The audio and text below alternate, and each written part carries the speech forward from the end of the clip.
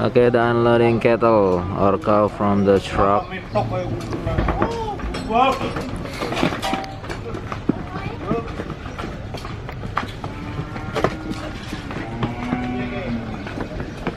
This is the cow farmer.